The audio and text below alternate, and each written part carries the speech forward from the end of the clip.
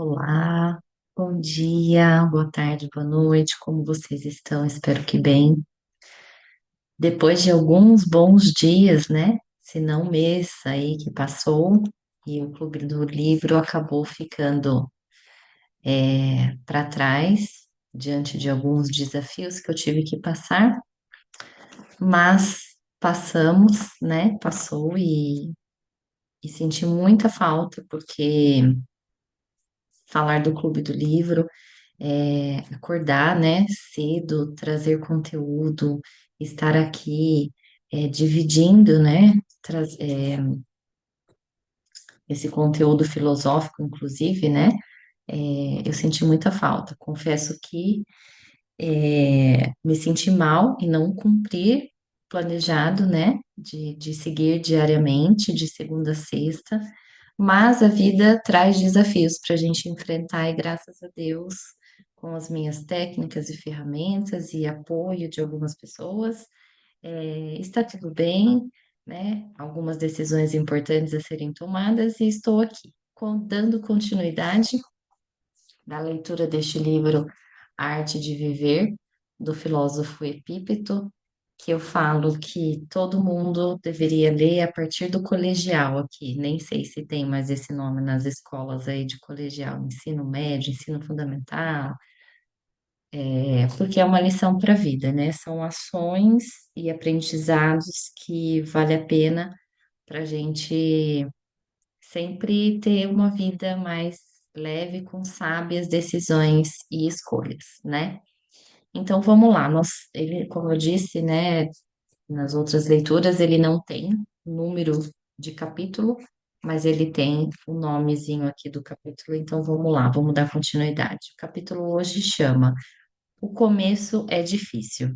Os primeiros passos para o caminho da sabedoria são os mais estafantes, porque nossa alma fraca e teimosa detesta o esforço, sem garantia completa de recompensa. E o desconhecido, à medida que você progride, sua decisão se fortalece e o aprimoramento pessoal se torna progressivamente mais fácil. Aos poucos, na realidade, passa a ser até difícil deixar de fazer o que é melhor para você. Vou repetir. Aos poucos, na realidade, passa a ser até difícil deixar de fazer o que é melhor para você.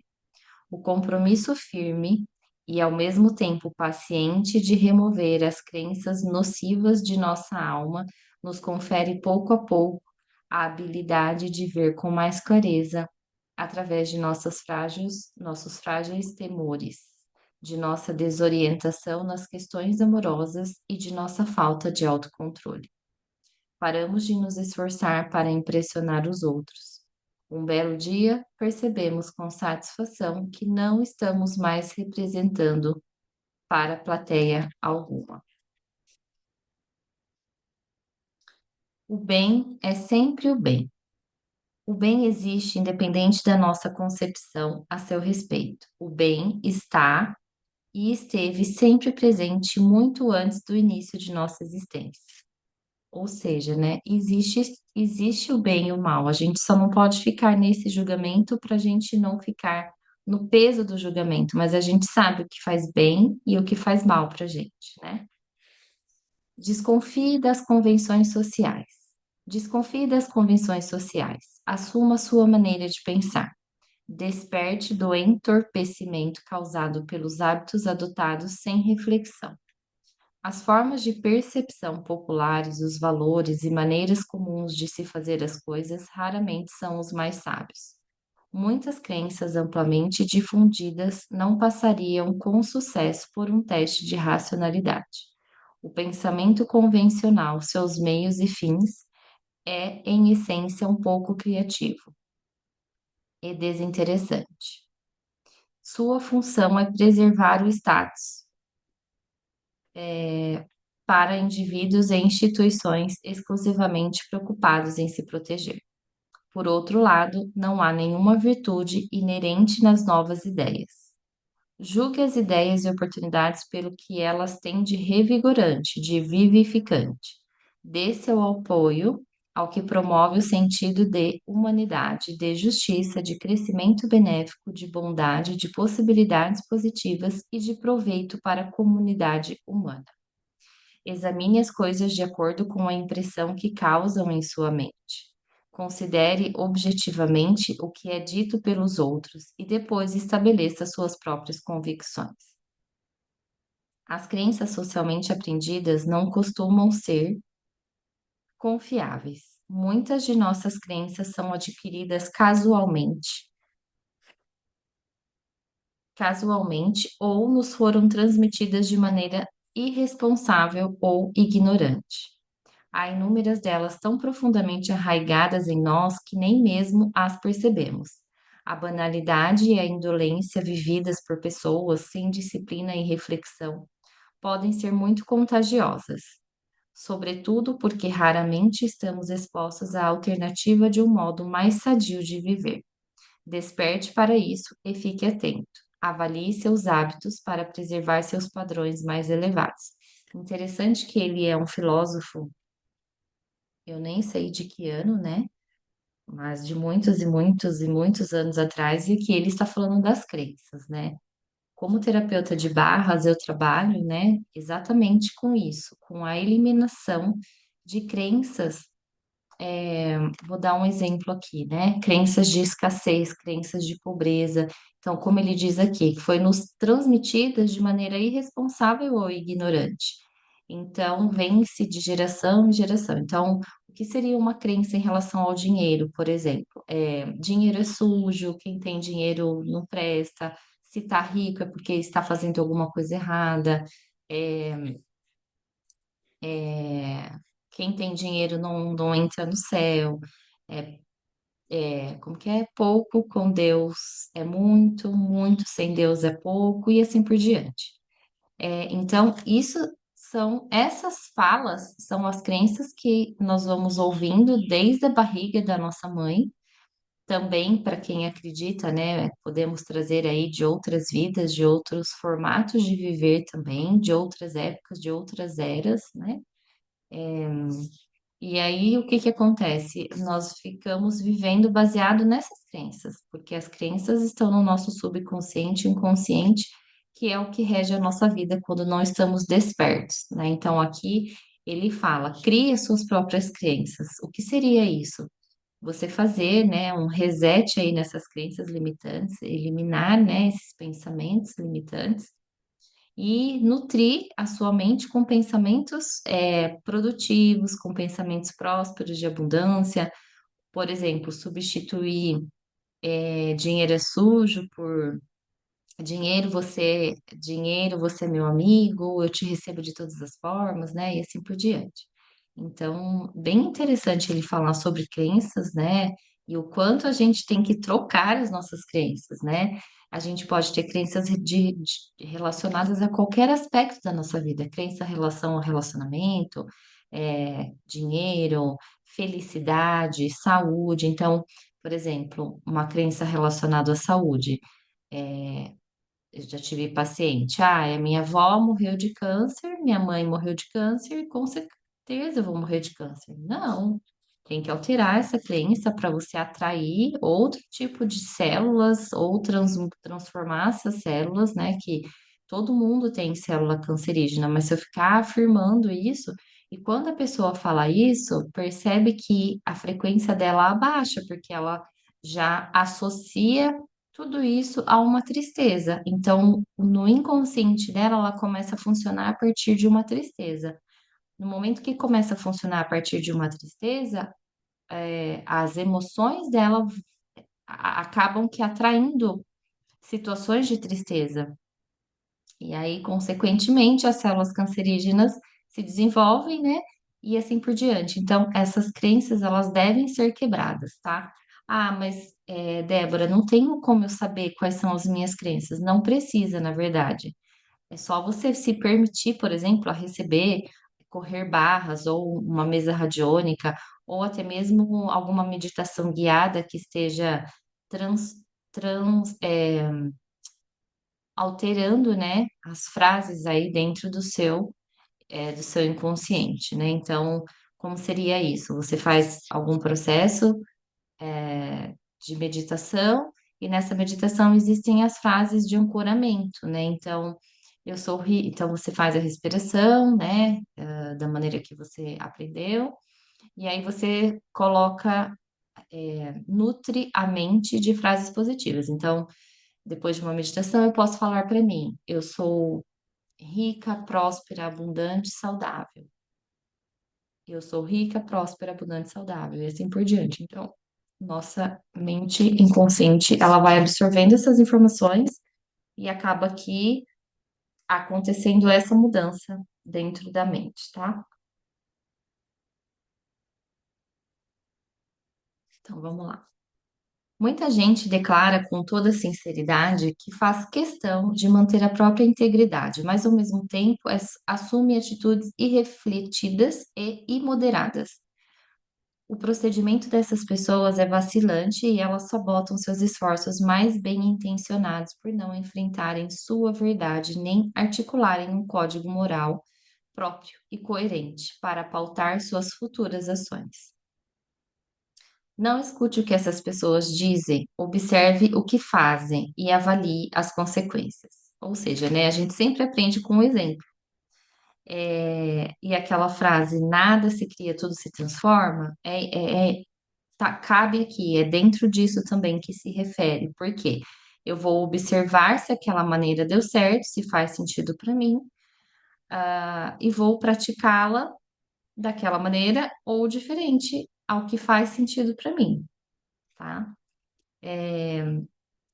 Assim como devemos limpar, arrumar e manter nossa casa, precisamos fazer o mesmo com a nossa mente para poder seguir adiante em nossa vida. Olha que interessante. Outra, outra crença, né, que atrapalha, eu vou usar essa palavra, né? Dos relacionamentos é a crença de que se meu pai traiu a minha mãe, o meu marido vai me trair também, porque minha avó foi traída também, né? E assim por diante lá para trás. E eu vou trazendo essa informação e eu vou trabalhando ela mesmo que inconsciente. Então, toda vez que eu for me relacionar, eu vou trazer esse ponto de vista, essa crença lá de trás de que homem trai mulher, porque meu avô traiu minha avó, minha mãe foi traída pelo meu pai, e assim por diante. Então, por que que aqui ele fala, né, que devemos arrumar e manter a nossa casa limpa, precisamos fazer a mesma coisa com a nossa mente.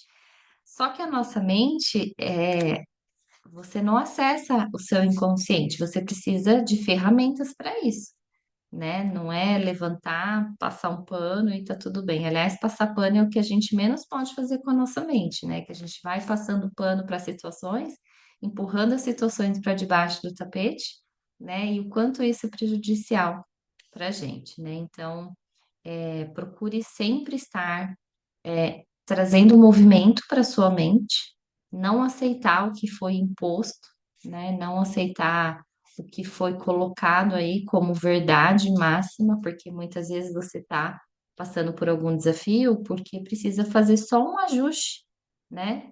Ali de informação para que saia dessa situação desafiadora. Eu mesmo, né, estava aí numa situação desafiadora, precisei passar por processos, por ajudas, né, inclusive terapêuticas, processos terapêuticos, para estar bem e continuar, né, e seguir. Todo mundo tem os seus desafios a qualquer momento da vida. É como se a gente passasse de, de tela, né, dentro de um jogo de videogame, né? Fica um pouquinho maior, mas o importante é estar com a base sempre tratada, sempre boa, né? Então não se esqueçam disso, tá? Bom, vou ler novamente. Assim como devemos limpar, arrumar e manter nossa casa, precisamos fazer o mesmo com a nossa mente para poder seguir adiante em nossa vida. Porque, se não o fizermos, corremos não só o risco de ineficiência, como da corrupção de nossa mente. A mente desorganizada, nebulosa, está em perigo, porque é vulnerável a influências mais bem organizadas, porém condenáveis. E é engraçado mesmo, porque a mente, ela é sábia, apesar de, né, a mente realmente mente, porque às vezes não é aquilo e como a gente teve aquela informação de alguma maneira, a gente enfatiza naquilo e acredita que aquilo seja verdade. E aquilo, na verdade, tá, aquela ideia, aquele pensamento, aquela crença está prejudicando, né, o nosso desenvolvimento, crescimento e transformação daquela situação. Só que ela funciona, ela, fu- a mente ela funciona de maneira organizada. Então, é, uma vez que ela recebe uma informação, aquela informação ela faz daquela informação ela faz a verdade. Então, ela não fica processando, ah, será que é? Será que não é? Né? Deixa eu ver se é isso mesmo. Não, ela vai funcionar a partir daquilo que ela aprendeu e absorveu. Por isso que pessoas questionadoras, né? Elas questionam mesmo, elas não param na vida, elas, né, não têm sossego. Mas o sossego para elas não faz sentido também. Elas estão sempre buscando, não resposta numa forma racional, mas assim, buscando fazer coisas na vida que fazem sentido. Então, por exemplo, joga o seu celular, assim, molha o seu celular. Ela vai falar, não, por quê? Né? Por que que eu tenho que fazer isso? Então, não é que a mente já sabe que aquilo é errado, que é prejudicial, é que ela é questionadora e ela vai falar, por que que eu tenho que fazer isso? Não entendi, não faz sentido para mim eu fazer uma coisa dessa, né?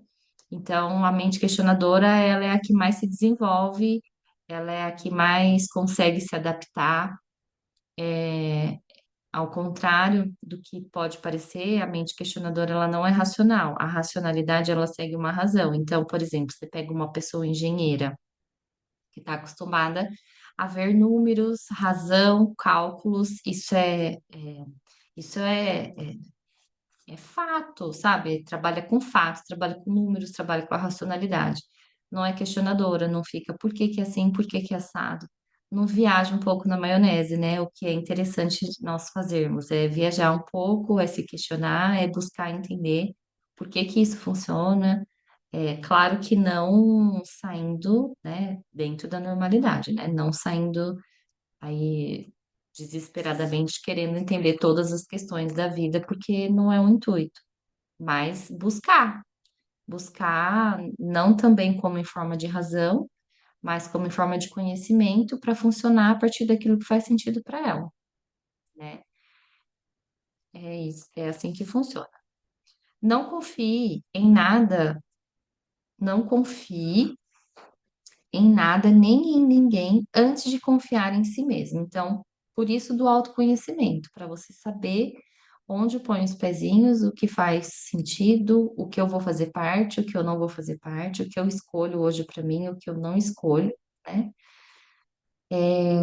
Para não ir de encontro com aquilo que vai te machucar, que vai te maltratar, que vai fazer você sair do seu caminho, do seu propósito, dos seus sonhos, né? Das suas metas e tudo mais. Mantenha-se permanentemente atento às suas convicções e seus impulsos. Olha só, os virtuosos são invencíveis. A diferença entre os instruídos e os ignorantes é que as pessoas sábias têm consciência de que os virtuosos são invencíveis. Não são atraídos nem iludidos pela maneira como as coisas aparentam ser. É, Então, aquela vida fácil, aquele ganho fácil, aquele jeitinho, é, ganhar para receber, né? Sempre aqueles comportamentos que fogem daquilo que é verdade para você, são esses comportamentos que você tem que estar fora sempre, cada vez mais. Mesmo que para isso, para estar neste caminho, você tenha que dar tchau para algumas pessoas, porque você tem que estar no seu caminho para que as coisas fluam de maneira mais fácil, né? Mesmo havendo os desafios. Os instruídos respeitam a afinidade que temos com o Supremo. Inclusive, neste livro, em algum capítulo, ele fala, né, da hierarquia, de aprender a respeitar a hierarquia, o que hoje em dia está faltando muito disso em pais, para ensinar os filhos dentro de casa, porque é dentro de casa que aprende a hierarquia. Quem manda aqui sou eu, e quem vai mandar, de repente, no local que você for trabalhar é o dono. E aí você esteja lá se aqueles princípios e valores fizer sentido para você.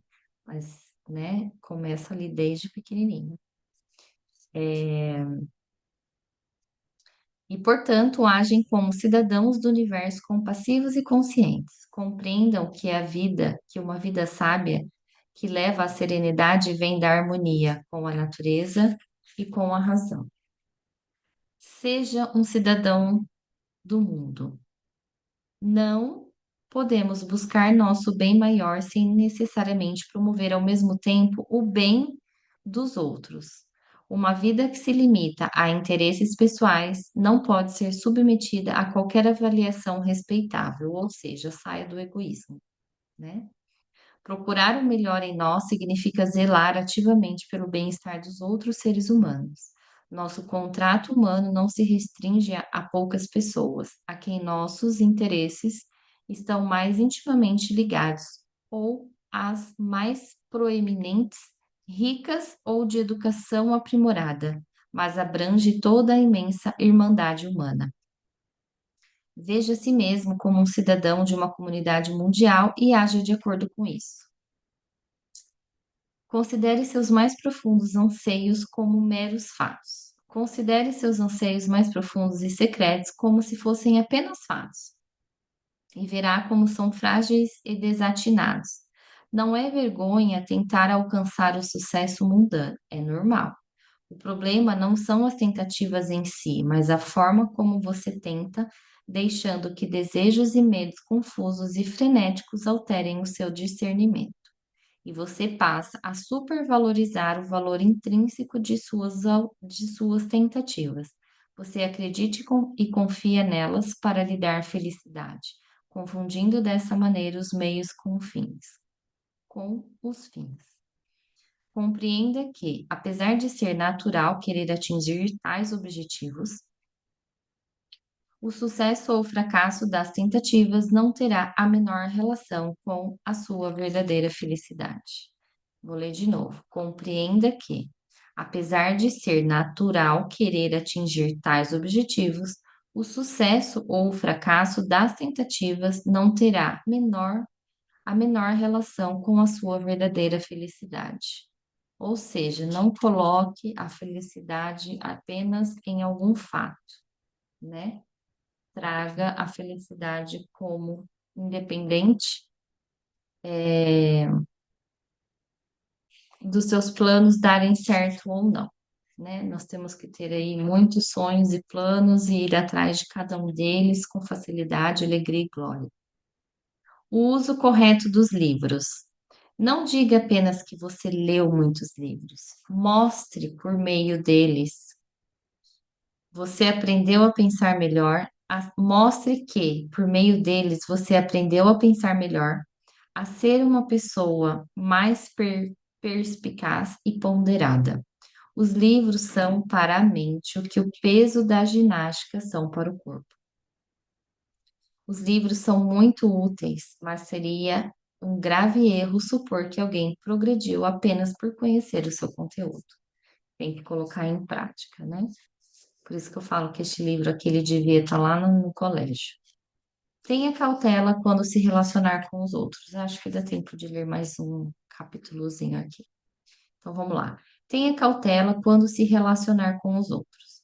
Quando você se relaciona socialmente com outras pessoas, podem acontecer duas coisas. Ou você se adapta à maneira de ser delas, ou faz com que se adaptem à sua.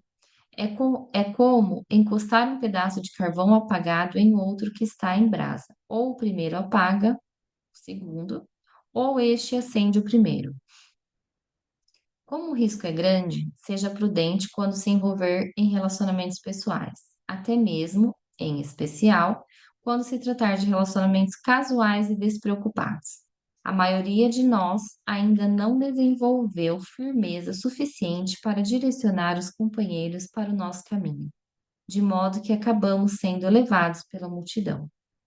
Nossos valores e ideais ficam imprecisos e contaminados. Nossas resoluções se desestabilizam. É difícil resistir quando amigos ou companheiros começam a falar com muita segurança e ímpeto.